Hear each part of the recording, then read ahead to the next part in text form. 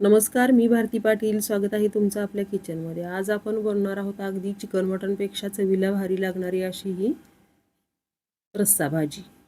तर त्यासाठी गॅसवरती कढई ठेवली आहे. थोडंसं तेल घालायचं आणि एक मध्यम आकाराचा कांदा लांबट चिरून तळून घ्यायचा आहे.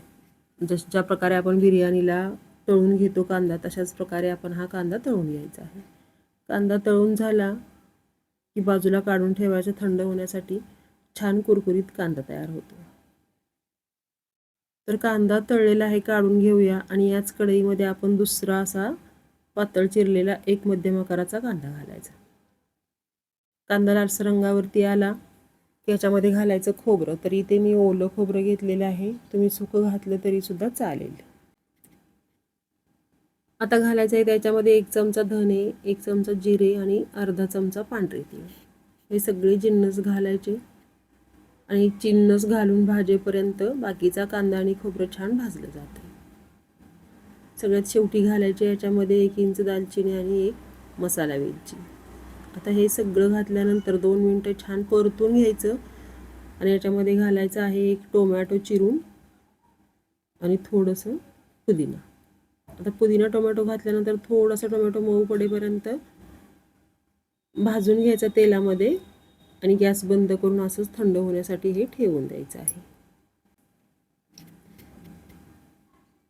तर थंड झालेलं आहे हे. अगदी जवळजवळ 10 मिनटं झाली मी गॅस बंद करून ठेवला होता. आता गॅसच्या भांड्यामध्ये 1-1.5 इंच अद्रक घ्यायचं, 10-12 पाकळ्या लसूण घ्यायच्या आणि हा मसाला करून ठेवला आहे तो पूर्ण घ्यायचा आणि पाणी न घालता याची बारीक अशी पेस्ट तयार करून घ्यायची आहे. अशा प्रकारे तुम्ही बघू शकता किती छान आणि बारीक अशी पेस्ट झाली आहे. पाणी जरासुद्धा वापरलेलं नाही आहे मसाला तयार करताना. आता ठेवायचा गॅसवरती कुकर. गॅसची फ्लेम मीडियम ठेवायची आहे. एक मोठी पळी तेल घालायचं. तेल गरम झालं की मोहरी घालायची 1 चमचा. कढीपत्त्याची 10-12 पानं घालायची. तुम्हाला अजून बाकीचे मसाले घालायचे असतील, तेजपत्ता, लवंगा, मिरे वगैरे, तर ते सुद्धा घालू शकता तुम्ही. मोहरी कढीपत्ता म्हणजे मोहरी कडकडली की तेलामध्ये घालायची आहे चटणी. तर मी इथे घाटी मसाला 2 चमचे घातला आहे, 1 चमचा हळद आणि अर्धा चमचा गरम मसाला. आता घालायचं वाटून घेतलेला मसाला. गॅसची फ्लेम मीडियम ठेवायची आहे. मसाला आपण आधीच छान फ्राय करून घेतलेला आहे, त्यामुळे तेलामध्ये घातल्यानंतर सुद्धा मसाला पटकन तेल सोडतो. छान फ्राय करून घ्यायचं आहे आणि आता आपण घालणार आहोत याच्यामध्ये भिजवलेले चणे. तर रंगासाठी मी म्हणजे कलरसाठी अर्धा चमचा लाल मिरची पावडर घातलेली आहे. आता हे जे चणे आहेत ते मी अगदी 6-7 तास पाण्यामध्ये भिजवून घेतलेले आहेत. चणे घालायचे, 2 ग्लास पाणी घालायचं. पाणी आपल्या आवडीनुसार कमी जास्त आपल्याला हवं आहे तसं पाणी घालायचं. चवीनुसार मीठ घालायचं अर्धा चमचा आणि झाकण लावून याला 2-3 छान शिट्ट्या करून घ्यायच्या.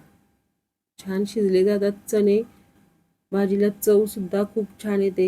कधी कधी आपण काय करतो ना, चणे आधी उकडून घेतो आणि उकडलेलं जे पाणी असतं ते टाकून देतो. तसं न करता अगदी या मसाल्यासोबतच चणे टाकून शिजवून घ्यायचे. खूप छान चव येते चणा मसाल्याला आणि खायलासुद्धा अगदी अप्रतिम लागते. 3 शिट्ट्या दिल्यानंतर असा आपला तयार झालेला आहे चणा मसाला. आता याच्यामध्ये घालणार आहोत आपण आधी जो तळून कांदा घेतला होता तो घालायचा. थोडीशी कोथिंबीर घालायची. 2-3 मिनटं मंद गॅसवरती ह्याला छान चटचटू द्यायचं, म्हणजे शिजू द्यायचं आणि मग त्याच्यानंतर तुम्ही याची चव बघू शकता. एवढी छान चव येते चणा मसाल्याला आणि बघा किती छान असं तयार झालेलं आहे. आता आपण आपल्या आवडीनुसार हा पातळ घट्ट अशा प्रमाणामध्ये करायचा आहे. मी थोडासा पातळ केलेला आहे. भाकरीसोबत, चपातीसोबत किंवा पुरीसोबत सुद्धा हा खूप छान लागतो. रेसिपी आवडली तर करून बघा. चॅनलला सबस्क्राईब करा, लाईक, शेअर आणि कमेंट करा. भेटूयात